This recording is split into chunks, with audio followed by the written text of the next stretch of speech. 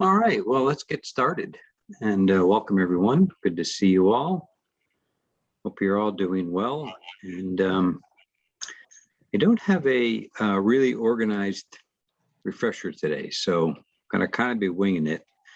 But I'm going to start with a little bit on peak mind. So everybody see that?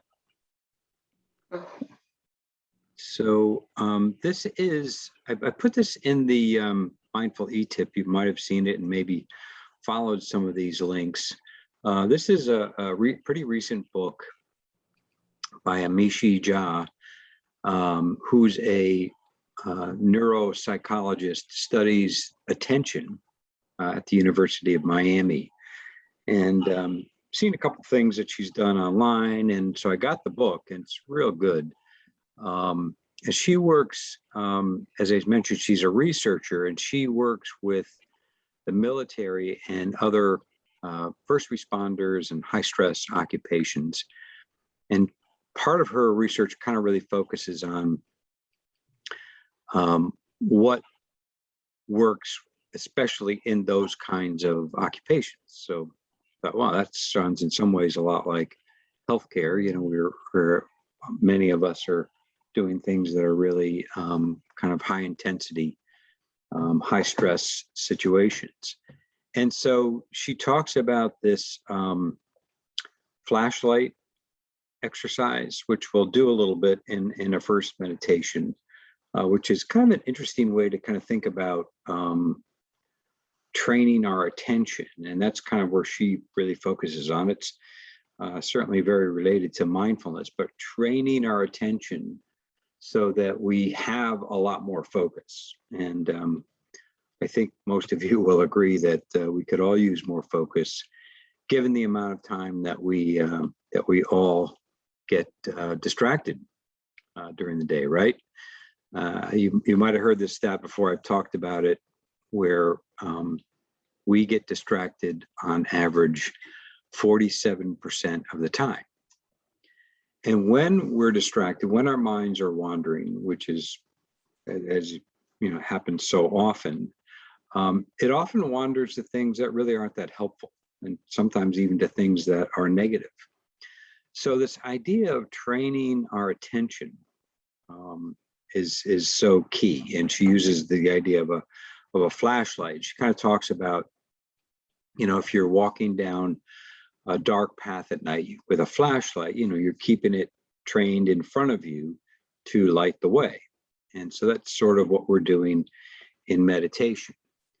But then you hear a sound behind you that, you know, maybe startles you a little bit. And so of course you turn and you change the direction and you shine the flashlight on whatever caught your attention to check it out.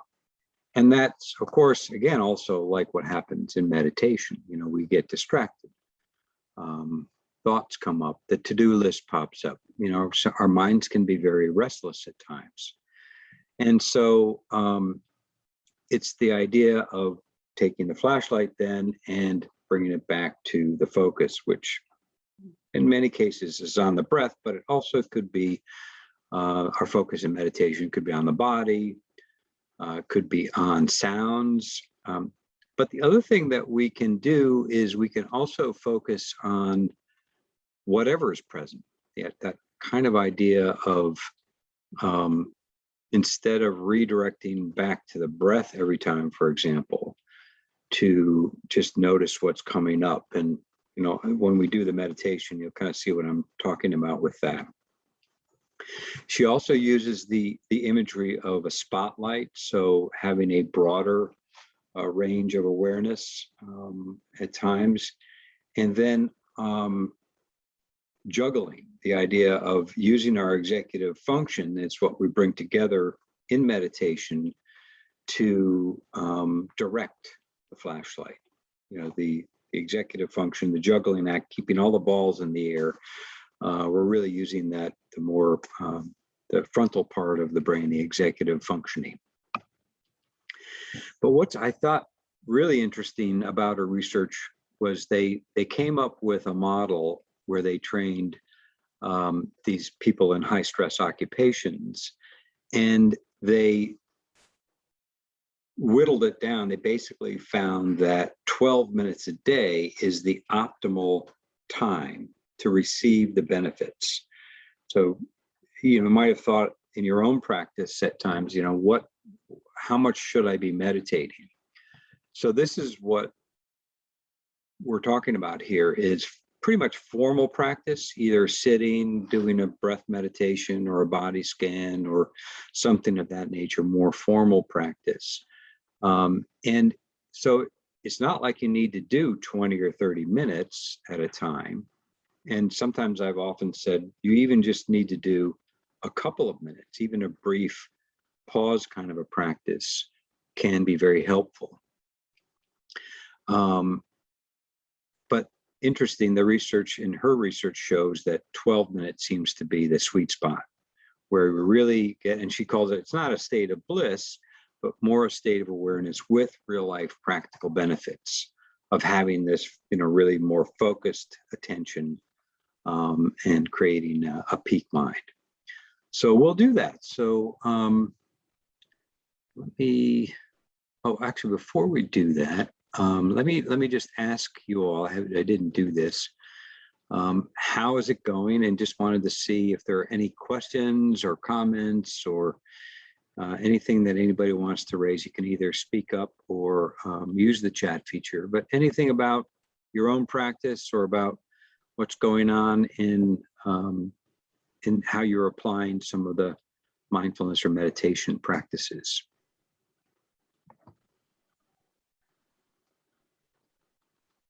Sorry, I joined a little late on Space Gotchless. I actually loaded that Healthy app, the Healthy Mind app. Oh, good. Yeah. Yeah. Excellent. I thought it's really good so far. I'm like 20 days in or something. Oh, good. Well, you really spent some time with it then. Trying to, yeah. Yeah. Good. Adding it to my existing practice, and Good. just really helpful. Very Yeah. good content. No, I'm glad to hear that. I don't know if anybody else has tried it, but I have a slide on it. I'll pull it up later. I think I put it up in the last October refresher webinar. And it's, again, just to remind folks, it's based on the work of Richie Davidson, who is a mindfulness researcher. And he's been doing it for many years now. And he's one of the pioneers. He did a lot of work with Daniel Goleman with emotional intelligence. And the Dalai Lama actually encouraged him to focus on, how mindfulness really works to make us happier. So that's where he eventually got into this, what he calls flourishing. And the 4 pillars are awareness, insight, connection, and meaning and purpose. Meaning and purpose being the 4th one. So yeah, so the app is excellent. It's free and it's based on his research. The main guy who does all the lessons, there's usually a short lesson, and he breaks it down into those 4 pillars. There's a short lesson, and then there's a meditation which works on that particular area or pillar. So yeah, check it out. If there's others who might want to try. Anybody else had looked into that yet? You can even customize the length of the time. Yeah. So you could do 5 minutes, 10 minutes, 20 minutes. It's really neat. Yeah. And the other thing I like about it is you can choose whether it's a sitting still practice or an active practice. So if you're walking or doing some exercise or, I don't know, even moving around doing the dishes or something like that, you can be listening to it, and he delivers the meditation instructions based on actually doing something. So it's very flexible. Yeah, so check it out. That's a good one. We'll do the second practice I'm going to do today. Will be using focusing on some of the insight. So, and that's what I'm kind of doing. I'm kind of taking it section by section. He has it broken down into those 4 sections. So you can listen to a lesson, then do a practice, and you move right through it. It's pretty comprehensive. Any other questions, thoughts, comments before I move on? Go ahead. Oh, go ahead, James. I'll go after you. Oh, sorry. I just want to let you know that I've been involved heavily now in the transformational coaching program. And as my clients ramp up, I've been using a lot of what you've given us, not only to prepare myself for those sessions, but I've actually used some of those strategies with the client in the sessions to kind of neutralize, go with a clean slate before we moved into new territory. And it's worked great on both sides of the equation. Yeah, that's good to hear, Jim. It has so many applications, and I would think within coaching and counseling and one-to-one kinds of interactions, definitely. So good to hear you're using that stuff. And I just wanted to mention that I'm so grateful to have had this mindfulness refresher today because I really needed it. I was going to not do it because I have a full day, and a part of me said, stop, breathe, and say, this is going to help me with my day. So it was just really important for me to name that for myself, that this is going to help me to focus and be relaxed and clear as I move through my day. Yeah, that's excellent, Roberta. And I was thinking I probably should have done something on gratitude because we have Thanksgiving coming up. But I didn't include that in the agenda today. But so I appreciate you. I'm grateful that you said that. And that's the choice that we are faced with almost every day. And I think especially on the busy days, whether it's a brief practice or taking time out for something like this, I appreciate you doing that because I think it can make a difference. And again, the research does show that it makes us more productive when we spend time on the internal landscape. So good. Very good. Anyone else? There was a question in the chat. Where is that? Was that? I see app Healthy Mind CBT therapy for mental health. No, I don't think that's it. It's Healthy Minds. I'm going to see what mine looks like. Hi, Bud. It's Tara. Hey, Tara. Hey, I do see a Healthy Minds with an S at the end. Yeah, it's Healthy Minds Innovations Program. That's it. Okay, perfect. Yeah, Thank you. Yeah. Thank you. Good. Yeah. Very good. So, all right. So let's move on, and I think what I'll do is bring up.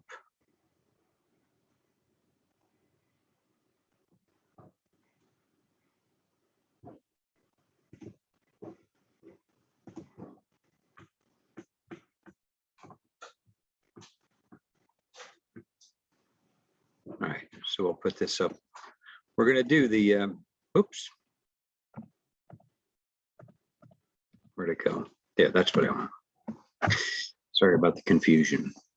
Trying to get my flashlight focused here. So,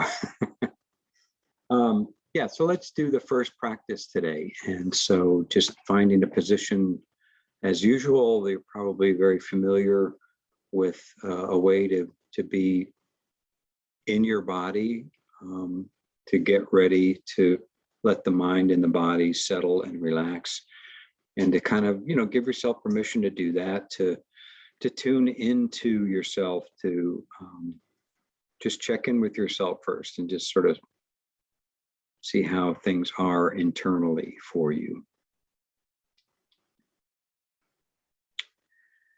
And we'll begin by just sensing into the body, being aware of the body in the chair. Assuming you're sitting. If you're not sitting, that's fine. You could be laying down or standing even. But coming into the body, And we can begin with this idea of the flashlight, focusing the flashlight of our attention on our feet.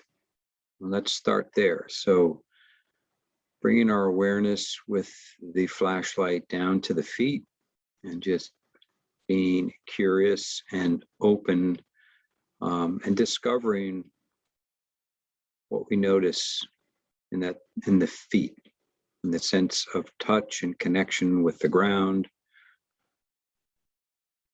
sense of contact.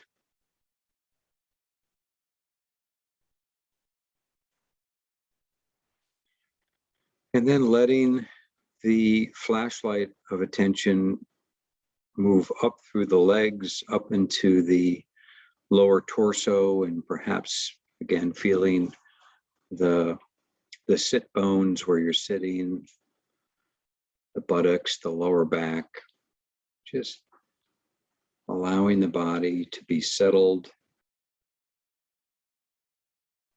focusing on this area. Again, letting the weight of our body give itself up to gravity, letting things relax as we do this.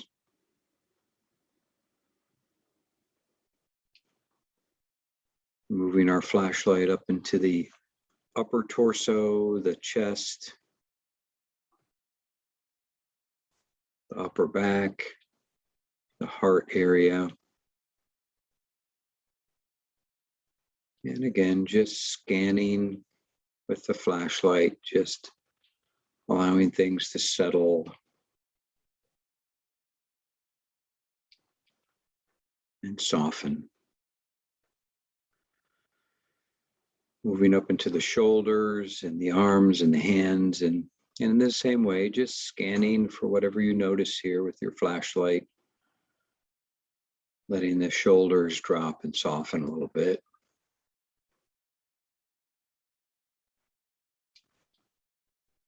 And then moving up into the neck and the head, shining the focus of flashlight around the facial muscles and the jaw and around the mouth and the eyes.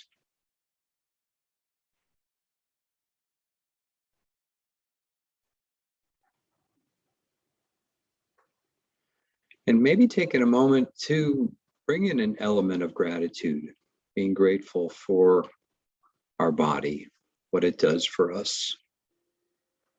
Yes, there may be limitations and there may be frustrations that we have with the body, but for now, focusing on what you're grateful for about your body.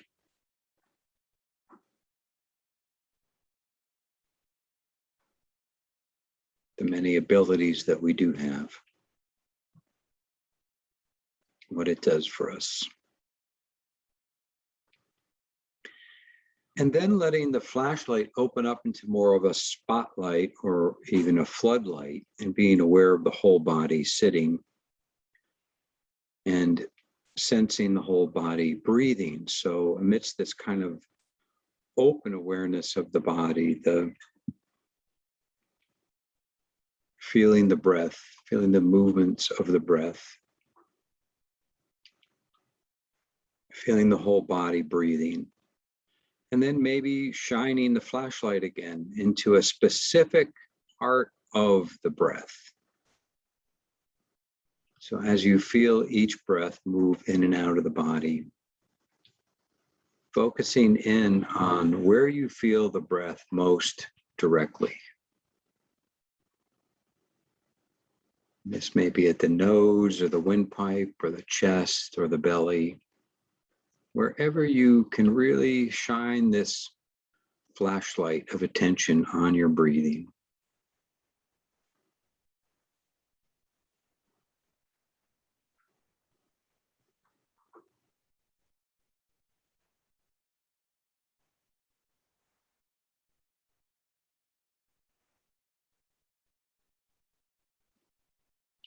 And if the mind wanders, you may notice that the flashlight gets redirected to some other thing that the mind has kind of hijacked the attention. maybe an itch or a body sensation that pulls our attention, or a thought about something that's got to be done, or maybe an emotion, or maybe some, whatever, restlessness, or whatever you might notice. And when you notice that, first of all, try to notice that. And if there's a judgment around that, if you're kind of saying to yourself, there's an opinion you have about that, I'm just noticing that, just being aware of the judgments that automatically arise. Kind of, in a sense, shining the flashlight on that for a moment, and then redirecting the flashlight back to your breath.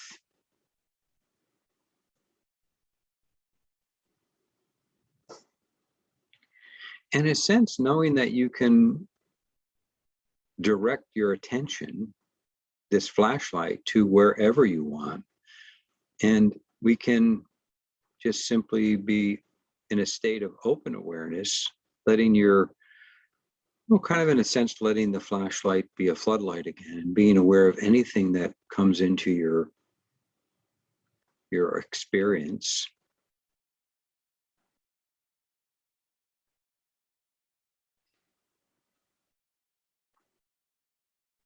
And noticing that as the object of your attention for the moment.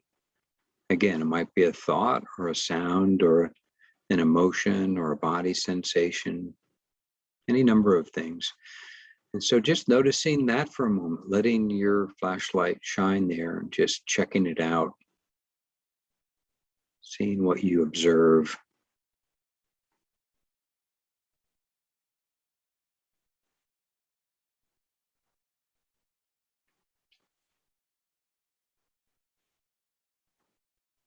And then maybe coming back to the breath, shining the light back on our breathing, on that one place,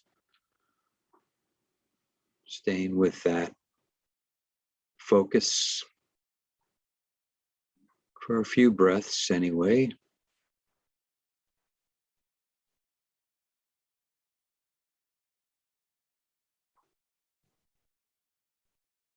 And then we'll begin to come to a close, and perhaps before we close, just noticing what this all feels like, this practice that we've done today.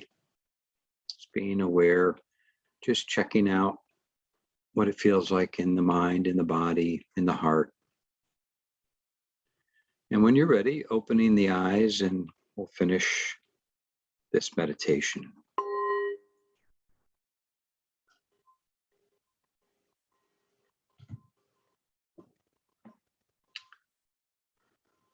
So I'm thinking of doing a series on this, on developing more focus and a peak mind. And I'll let you know. I'm planning to do a couple things in the new year. But instead of it being I'm thinking of doing, if you took part in the stress challenge that I did in October. No, that was in September. Something like that. Maybe a thing where you don't have to come to the classes, but I'll send out, 1 or 2 or 3 emails a week, so that you have practices that you can put into place. So something like that have been recorded, and you can try it that way. Maybe we'll do a class, in the middle, and check in with people and see how you're doing. So stay tuned for that. But what did you think of that practice? Any feedback, any comments, any thoughts about that practice? I really like it, Bud. Good. I like it because it's accepting ourselves and our mind exactly where we are, and training the mind to go slow, and that if it has a distraction, it's okay.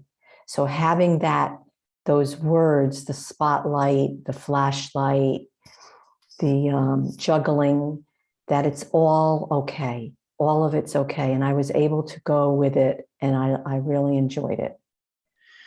Yeah, that's there's another thing that I'm not going to do today, but it's part of, if you're on 10% Happier, that app, they're doing I think it's a 7-day workplace challenge. And so it actually started on Monday, but you could probably, I don't know if the challenge itself might be free. The app does come with a cost, but anyway, I'm doing that one. And the one on the first day, he talks about stringing these moments of awareness together like pearls, and each thing that you notice is a different pearl. So even if your mind does get distracted and, oh, that thing comes up that you remember, or something that caught your attention, that's just another pearl that lands in your hands, in a sense, that you can then put on the string of pearls. And so each meditation becomes like this string of pearls. I love that kind of imagery. And it's just like what you just said, Roberta, that it's not about, that it's accepting the experience just as we are, because we do get distracted. There's so many different ways that our minds go off, and there's nothing wrong with that. It's just noticing that and having more acceptance of it, but then also having more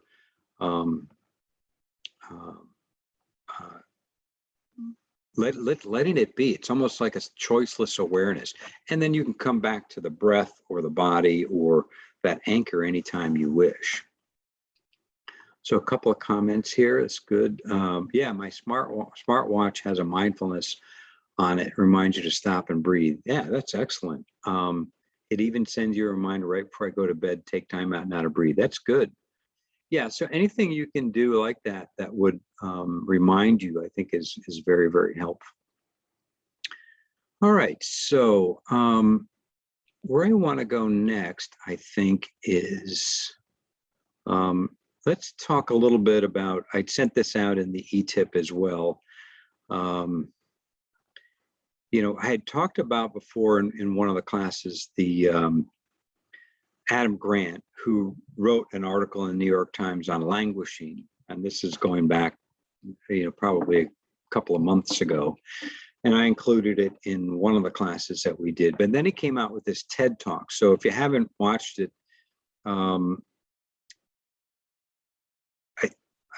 yeah, the link was in, that's right. The link was in the Etip that I sent out, the Mindful Etip last week. So you can follow that link if you want to watch it.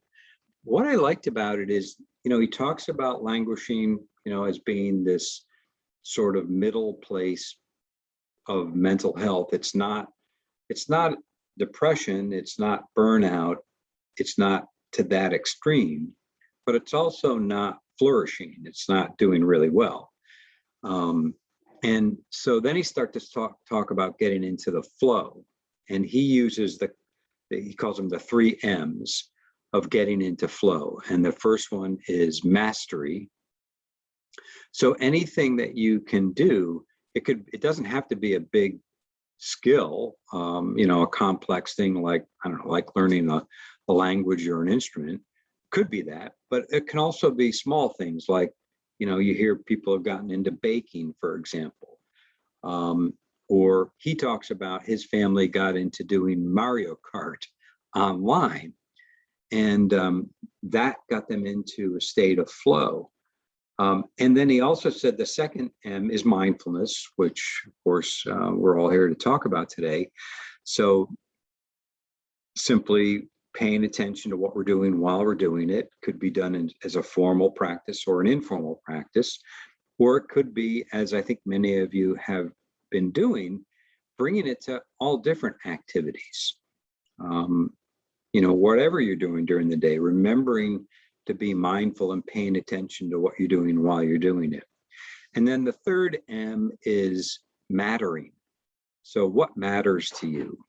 And so connecting it to purpose and meaning. And that's, again, one of the reasons I like that Healthy Minds app and the work of Richie Davidson, because that's one of the pillars and if you get that app, you'll see has a whole section on getting in touch with your purpose and your meaning.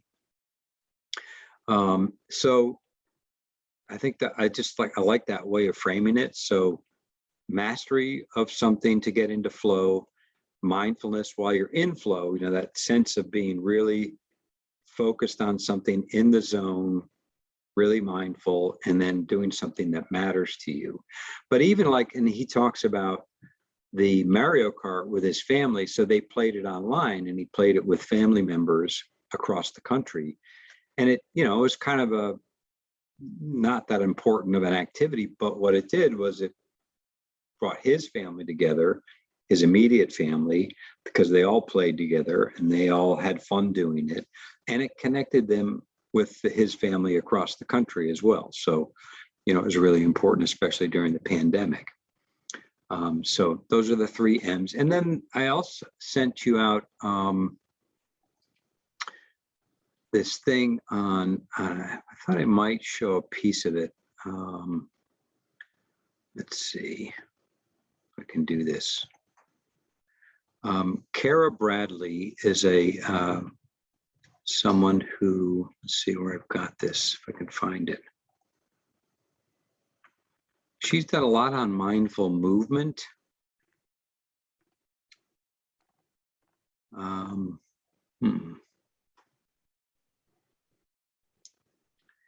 But she's also done a bunch of YouTubes on flow. And that's what I'm looking for right now. Maybe it's here. If I go here, let me try that. Yeah. So let's see if I start this. Let's see if you can hear this and see this. So this slide is something I use. Can everybody see that and hear that? Yes, Yes, it's coming across. it Here, is. I'll Yes. play it first. Okay. So I'll just play a couple of minutes of this, and then we'll finish with another A meditation. lot when I work with athletes. It's just a reminder, this simple quote. A distracted mind has no power. A directed mind has limitless potential. And this to me speaks to a lot of what this whole idea of feeling better and performing better when we're in flow. A distracted mind has no power. When we're distracted, when we're busy, when we're worried, in doubt, riddled with fear and nerves, it weakens our capacity to access our intelligence. But when we can learn to direct our mind, right? And the first step is simple mindfulness. When we can learn to train our mind to pay attention on purpose, moment to moment, and we do that over and over again, then now we're talking. Now we can start to access a hell of a lot more intelligence than what's available to us in just this thinking, worrying, fearing, doubting, comparing, judging mind. So hang on to that, because we're going to practice in a few moments just a real simple exercise to start training your mind to pay attention on purpose more often. So the next training or practice is just to know your flow triggers. And these flow triggers come from Mikhail Csikszentmihalyi, who wrote the book called Flow, and I'll throw that up there in a little bit, and also from Stephen Kotler and Jamie Wheel. So they've done tons of surveys and research in understanding what triggers flow for people. So the second aspect of learning how to access flow more often is knowing what triggers you. So you want to name your triggers, and we're going to go through a couple in a moment. And then you want to, with a few of them, schedule them into your life. And I'll talk about that. And just practice, man. Just practice doing it. Practice triggering. Practice whatever you know helps you to flip the switch. So one of the first triggers is this idea of just paying attention. Right? I like to call it fierce focus. So it's not just a focus like, okay, I'm going to eat the raisin and enjoy my raisin, right? So if any of you have ever taken mindfulness classes, a lot of time you spend a lot of time eating raisins, right? But it really is about pulling your energy like laser-like focus on whatever you're doing, whether it be solving a problem, or creating a spreadsheet, or connecting with somebody across a board table, presenting, walking on your own, writing, singing. Can I be fully here? And what does it feel like to be right here, right now. So a trigger for a lot of people is long periods of uninterrupted attention, this one pointed concentration, focusing on one task. So there's a great app out there called Brain FM, and I learned this in Flow Fundamentals with the Flow Genome Project. Brain FM is it's these binaural beats, and so if you put them on, I'll use this all the time when I work, and I'll put the Brain FM on for 30 minutes, and these beats come on, and it's just this very innocuous music that will help you focus.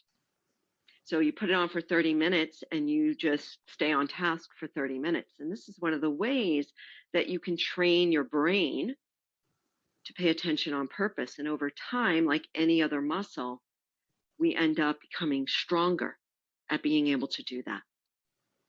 So the first trigger is just how do you have fierce focus? What do you need? Some people like to work with like music. My kids who are in their early 20s, they always have music on when they're doing work. I'm like, I can't even understand how they're doing it, but it works for them. What works for you? And these are some questions you want to ask and take a look at. The second trigger, and by the way, there's 17 triggers. So I'm going to pause it there, and just wanted to give you kind of a taste of that. That's again from the link that I sent out in the Mindful Etip. And if you want to watch the whole thing, it's about an hour. She's got some other stuff on YouTube as well if you want to watch some of those. But essentially, it incorporates our mindfulness practice and strengthening that muscle of attention, and it kind of goes right along with the peak mind focus stuff. But also looking for those ways to get into flow, to get into that state more often. And I think that's a big part of it. What she mentioned there was carving out times where we're uninterrupted. We might need to, really put the phone, even turn the phone off, or, whatever we're working on or whatever we want to focus on, do it in a way so that we're not always getting all these different distractions. So anyway, somebody asked, how do we receive the Etip? And if you're not on that list, let me know. And so I'll put you on the list, Lori. But yeah, I send it out. I've been trying to do it monthly. Haven't been quite as good. I think I missed a month there, but I try to send out, a monthly Etip, which just gives different links and articles and things to kind of, rejuvenate your own practice. So I'll make sure you're on that list next time it comes out. I'll send the most recent one to you. Anybody else not getting that? Let me know. So let's do the final meditation, and I wanted to. It's sort of based on some of that work from the Flourish or the Healthy Minds app. And I actually do have a link now on the Achieve Solutions site that has a new meditation on there that's called Awareness, Insight, Connection, and Purpose. So it kind of incorporates all those four things. But today we'll just start with and go into some of the insight part of it. And to me, the insight part is such an important part of our practice because, when we begin to really learn about what's going on up here, all the patterns of our thinking and our emotional reactions, when we learn to not get triggered by them, in a sense, when we learn to really be able to step back from them and to have the insight, that can really make a difference in how we just take in all the things that are going on in our life, particularly all the stress. We did talk a lot about that in the stress challenge, which, by the way, that whole thing is on the YouTube thing. So these I record these all go up on the same YouTube channel. So you ever want to watch any of those, they're on there. So enough talking. Let's do the meditation, and we'll finish. I'll try to finish. I might go a little bit over. So maybe try to keep this to maybe 5 or 6 minutes. Okay. Maybe I can put up this scene again. All right. So again, just being comfortable in your posture and your position, taking a moment to adjust that so that it's sort of a combination of being alert in the moment, but also relaxed, so that you can relax the body and the mind. And closing the eyes or keeping a soft gaze down in front of you. Begin by feeling into the body, allowing yourself to be connected and grounded. Sensing your feet on the floor, body in the chair. Feeling your breath. Maybe taking a couple of nice deep breaths if that's helpful.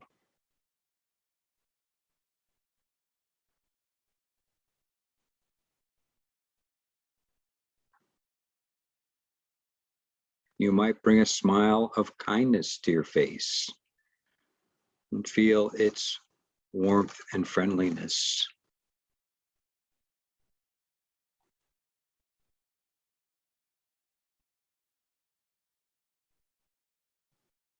And let that spread down through your shoulders, into the chest and the heart area, into the belly, and all the way down through the legs and the feet. And just allowing the whole body to relax.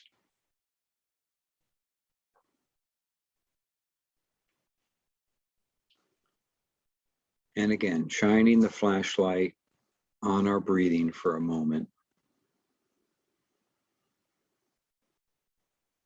Just feeling that natural rhythm of our breathing in and out.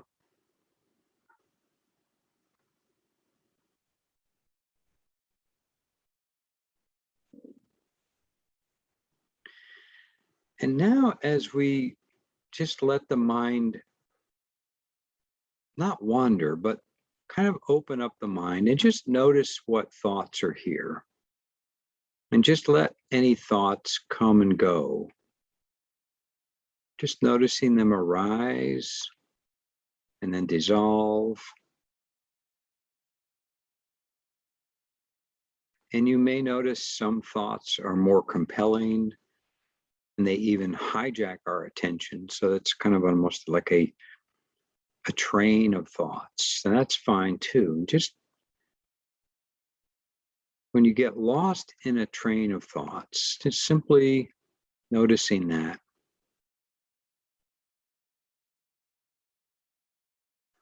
And you can let them go. Imagine them letting them go like a leaf drifting away on a stream. And you can return to the breath as the anchor if you like.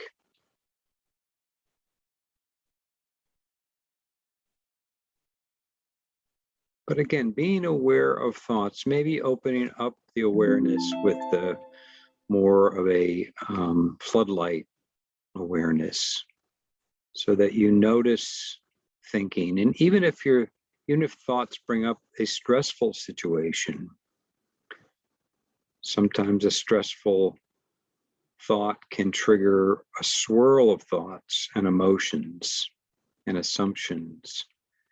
And just see if you can observe what your mind does.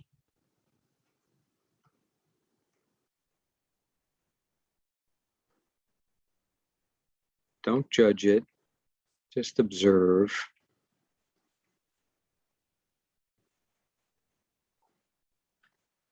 And if you are aware of a stressful thought, or there's a swirl of stressful thoughts or emotions, just drop down into the body now. See if you can notice where you feel it in the body.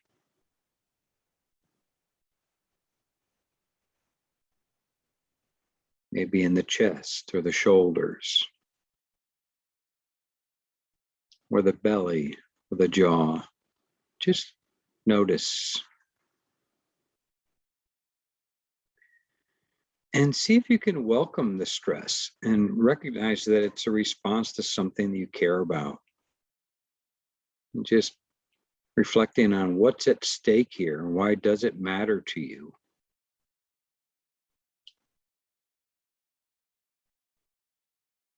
Investigate it a little bit. Why is it important to you? Why is it stressful?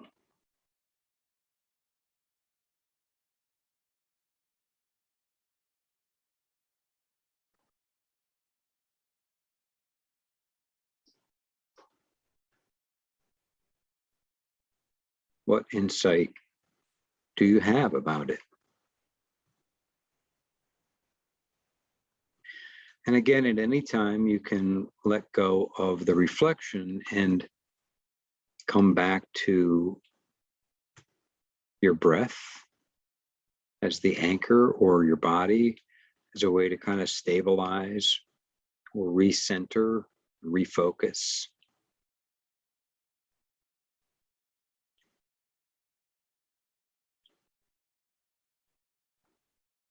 And as we come to a close, maybe making an intention to bring this quality of awareness or insights as we re-engage with the rest of the day. And so slowly opening the eyes when you're ready, and stretching or moving the body.